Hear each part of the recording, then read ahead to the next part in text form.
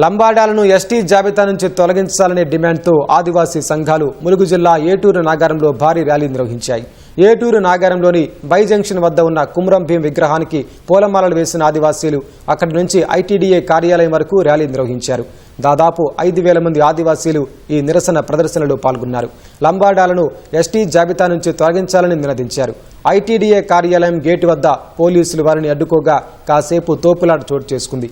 ప్రభుత్వాలు స్పందించకపోతే అసెంబ్లీ పార్లమెంటును ముట్టడిస్తామని ఆదివాసీ సంఘాల ఐక్యవేదిక ప్రతినిధులు తెలిపారు.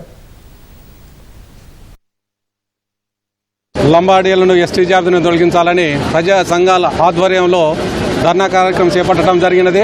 ఒక తెగలను ఎస్టీగా గుర్తించాలంటే ఆర్టికల్ 342 సబ్ క్లాస్ 2 ప్రకారము పబ్లిక్ నోటిఫికేషన్ ఇవ్వాలి, అసెంబ్లీ తీర్మానం ఉండాలి, లోక్సభ తీర్మానం ఉండాలి, రాజ్యసభ తీర్మానం ఉండాలి. అప్పుడు కానీ ఎస్టీగా గుర్తించడం జరుగుతుంది. ఇలాంటి అంశాలు ఏవి కూడా పరిగణలోకి తీసుకోకుండా ఒక ఏరియా రిస్ట్రిక్షన్ పేరుతో తెలంగాణ ప్రాంతంలోకి లంబాడీలను ఎస్టీగా తీసుకురావడం జరిగింది.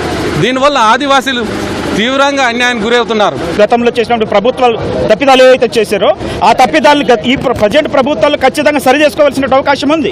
342 ప్రకారం వాళ్ళని ఎట్టి పరిస్థితుల్లో తెగల జాబితాలో కులాలను తీసుకురావడం అవకాశం లేదు.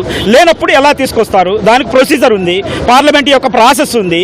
ఆ ప్రకారంగా ఉన్నప్పుడు అడ్డంగా 76లో అమెండ్మెంట్ చేసి తీసుకొచ్చామని ఈ 50 సంవత్సరాల కాలంలో ఆదివాసులకు దక్కవలసినటువంటి రిజర్వేషన్ ని 50 సంవత్సరాల కాలంలో మాకు ఎక్కడ కూడా అవకాశాలు లేకుండా చేసినటువంటి విషయం అన్ని రాజకీయ పక్షాలకు తెలుసు. సుప్రీంకోర్టులో మీకు నిజంగా మీకు ఆధారాలు ఉంటే నిరూపించుకోండి అని మేము చెప్తా ఉన్నాం.